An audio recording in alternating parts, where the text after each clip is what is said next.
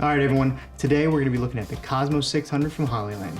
The Cosmo 600 is one of their wireless video transmission systems, and this one in particular is rated for 600 feet. So the Hollyland Cosmo 600 comes with a hard case, all with custom foam, an arm and clamp used for mounting, necessary cable, standard antenna, and these mushroom antenna which extend the range based on height differences. The transmitter and receiver both have SDI and HDMI input and output.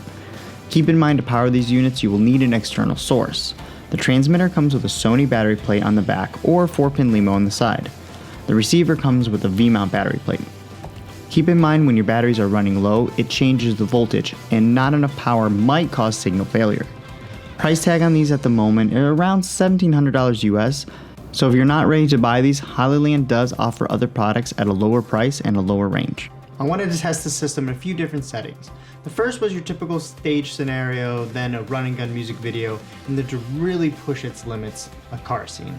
The first few tests went perfect. Shooting in a warehouse, we had no issues going through walls or even different levels, and it worked perfect for a run and gun shoot.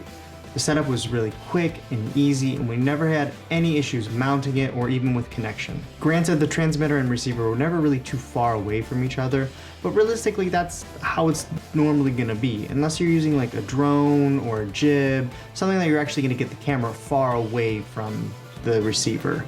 Alright, so for the car scene, it was a little bit more rough than I thought. We had two cars for this one. The camera and transmitter were in one, and the receiver was in a follow car.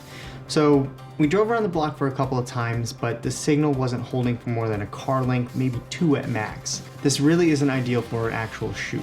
This could have been solved by mounting the transmitter and receiver to the outside of the car, which I've actually done in the past and it worked perfect.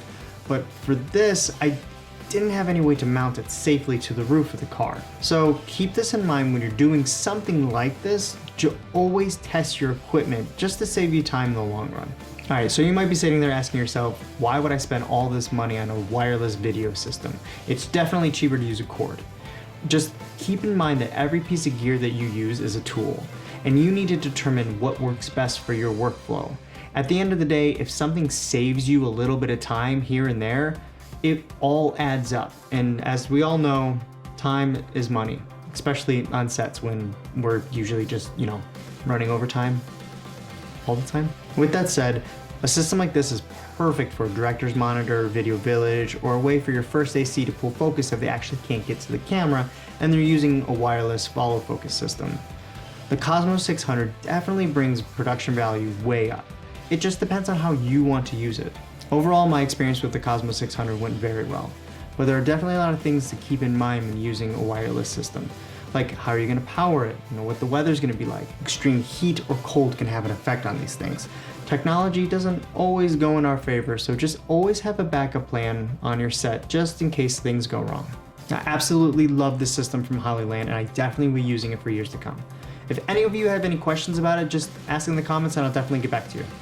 Alright guys, thank you guys so much for watching. I'll see you on the next one.